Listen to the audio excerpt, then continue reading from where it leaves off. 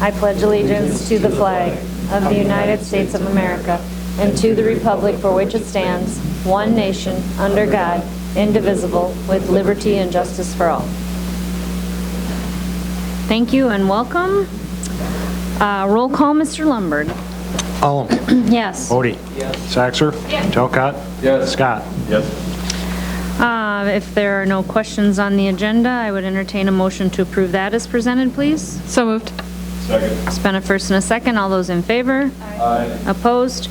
Motion passes. Thank you. No conflict of interest disclosure or waiver requests tonight, as is there's no community input. So that takes us to our general business section. And the first thing we have there is administration reports. So superintendent's report, Superintendent Larson. Thank you, Madam Chair. I have just a few items to update you on here this evening. In terms of our COVID-19 information website, that still continues to serve as our centralized communication hub. Individuals should check there for the most up-to-date information from the district regarding COVID-19. The message remains very clear. If you are sick, stay home.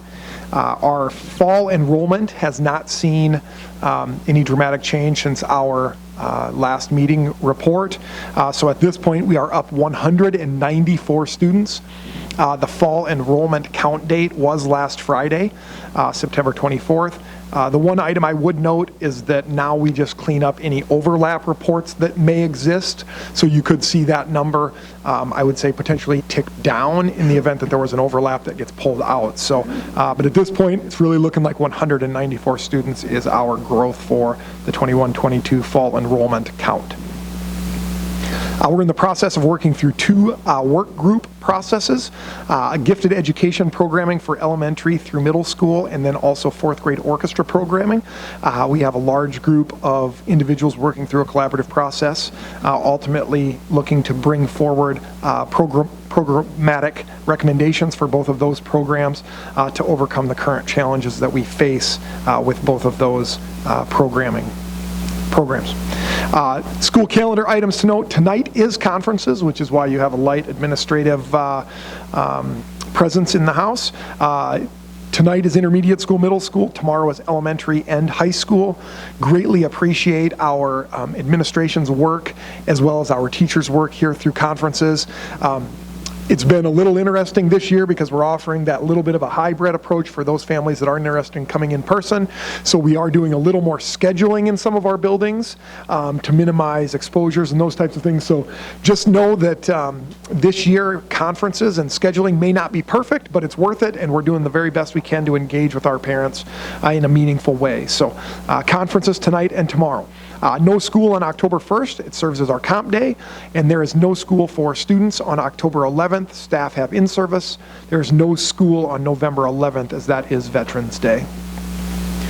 Have a couple of high school addition items. I just want to note our priorities remain the same as they have been previously reported. General classrooms, ground floor special education space, science lab classrooms. We're going to maximize our land usage, upgrade our east facility face, and minimize our impact to parking. Some important dates and or an overview of the schedule that I want to provide for you.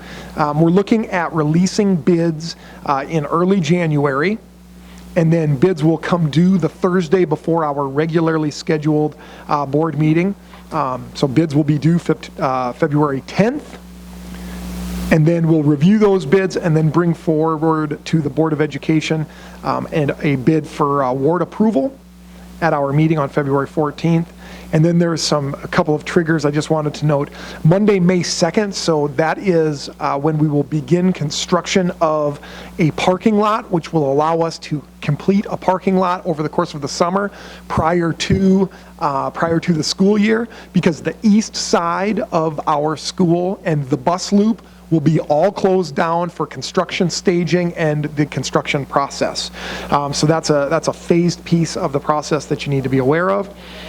In addition to that, our construction is set to begin in early June after this school year is complete, and then will occur during the 22-23 school year. Look to have substantial completion done by the middle of June, final completion by the end of June, with us opening for the fall of 2023.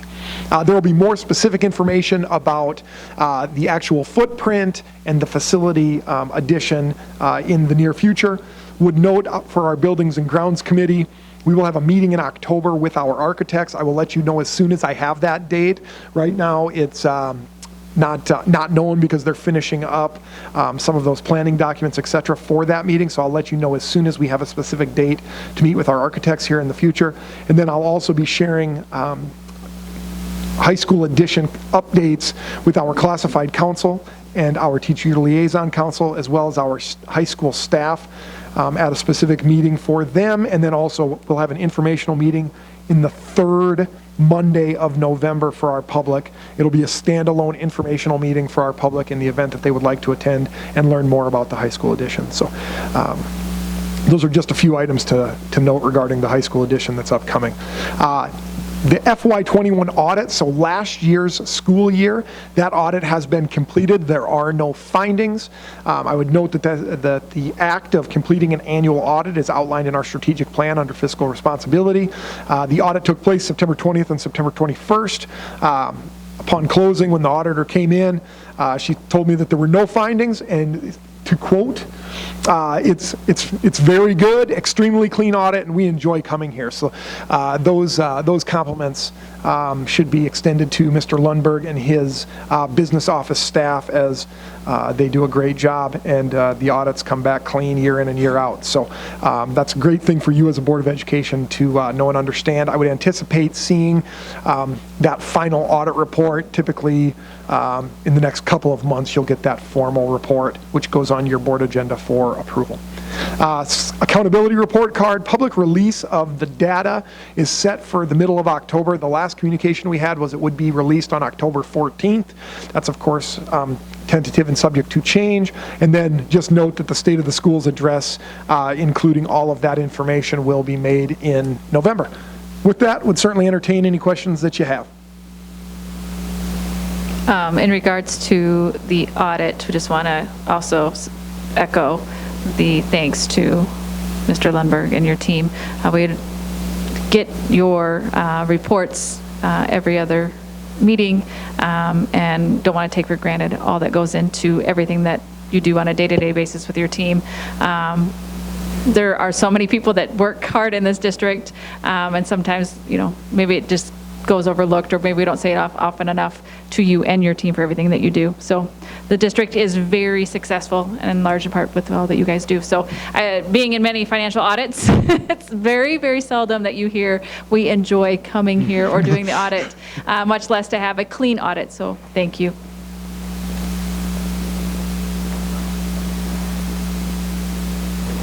Thank you very much, Superintendent Larson.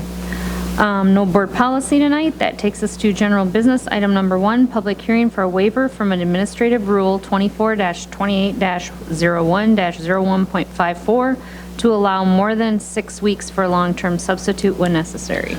So, Madam Chair, ultimately what this is this is a waiver request process to exempt us from an administrative rule. The administrative rule that you just cited, for lack of a better phrase, doesn't allow a long-term substitute to work for more than 6 weeks. So, for example, Amanda Larson takes 8 weeks of maternity leave. In accordance to this new administrative rule, what you would be required to do is have Amanda Larson work for 6 weeks and then pull her out of the classroom and put a different different substitute in there for the next 2 weeks. Long story short, it's creating a variety of problems for us in those circumstances where week 6 to 12 staff are out of the classroom, or long-term staff would have to be pulled out of the classroom. Consistency is incredibly important. Obviously, it's important in the regular classroom teacher, special education classroom teacher, and staff. But in situations like this, when there's already a substitute, having consistency with that sub whenever possible is certainly matters. So, would certainly ask if there's any public input regarding our request for a waiver from this administrative rule. If there isn't any, then we would move to the second phase of the process where we approve the application for waiver from administrative rule, and then ultimately it goes to the Department of Ed and they communicate back with me, approved or denied or more information requested, etc. So certainly entertain any questions that you have on this. The last thing I would note is that there is a group of individuals working on this because it's an issue for obviously all schools across the state of South Dakota. So yeah, with that, certainly entertain any questions you have. Well, I don't think anybody has any questions, and I don't think anybody from the public is here to express their concern. So I would entertain a motion to approve the application for waiver from administrative rule that number, as I previously read, to allow more than 6 weeks for long-term substitute when necessary. So moved. Second. There's been a first and a second. All those in favor? Aye. Opposed? Motion passes. Thank you. Consent items 3 through 5, I would entertain a motion to approve those as presented. So moved. Second. There's been a first and a second. All those in favor? Aye. Opposed? Motion passes. Thank you. Personnel, I would entertain a motion to approve items 1 through 6 as presented, please. So moved. Second. There's been a first and a second. All those in favor? Aye. Opposed? Motion passes. Thank you. Communication, there's a thank you note there from Jessica Rasmussen and her family for flowers sent in honor of their daughter, or birth of their daughter, Claire. That takes us to formal board reports. Does anyone have a formal board report that they would like to share tonight? I give a couple. You want me to talk about the working groups we have? You can certainly touch at a high level. I'll bring a formal report to the Board of Education once the process is complete. Okay, so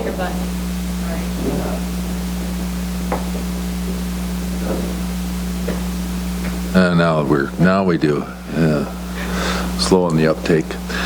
Student activities, curriculum, there have been 2 working groups, as was mentioned earlier. The first working, or one of the 2 groups is 4th grade orchestra, and the other is gifted ed. Both of those working groups, I think we would say, are in place partly because we've been putting things on pause due to the COVID, and there were some discussions and some things in process, maybe even before, but then everything got put on hold.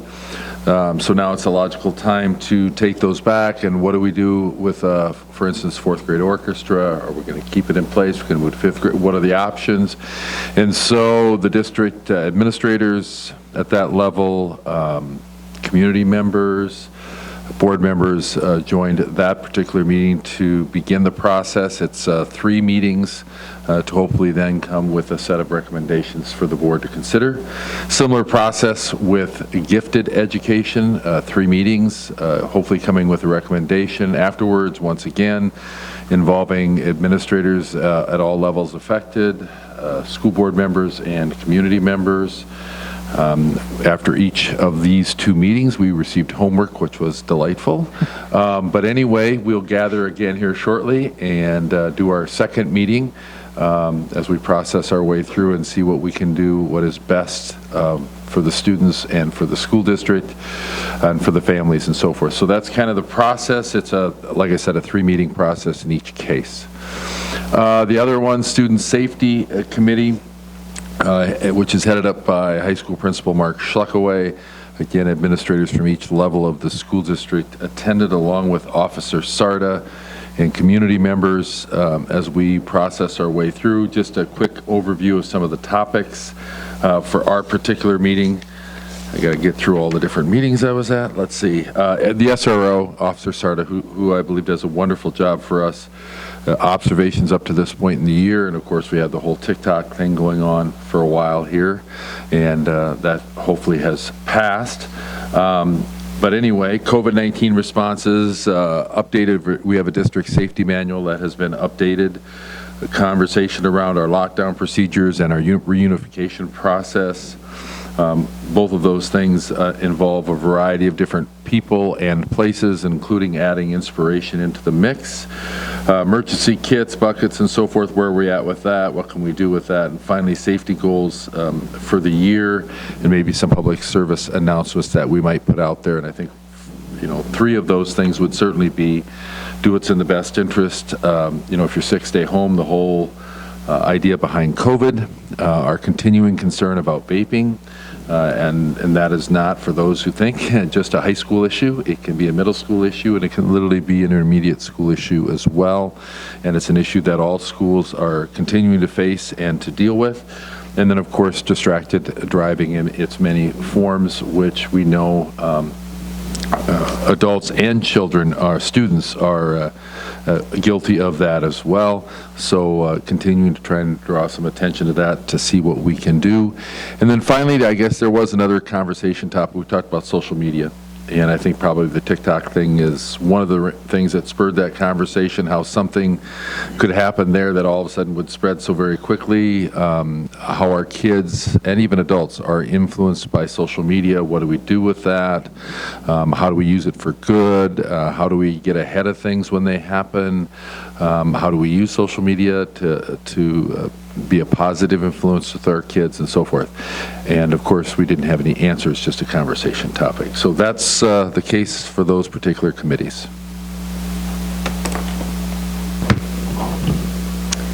For alternative education, Teach Well starting out strong, probably the strongest numbers we've ever had. So things are looking good.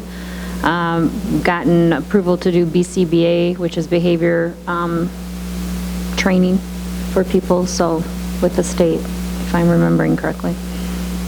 Otherwise, any else have anything? If not, that takes us to the end of our agenda, and I would entertain a motion to adjourn. Second. There's been a first and a second. All those in favor? Aye. Opposed? Motion passes. Thank you, and thank you everyone for coming.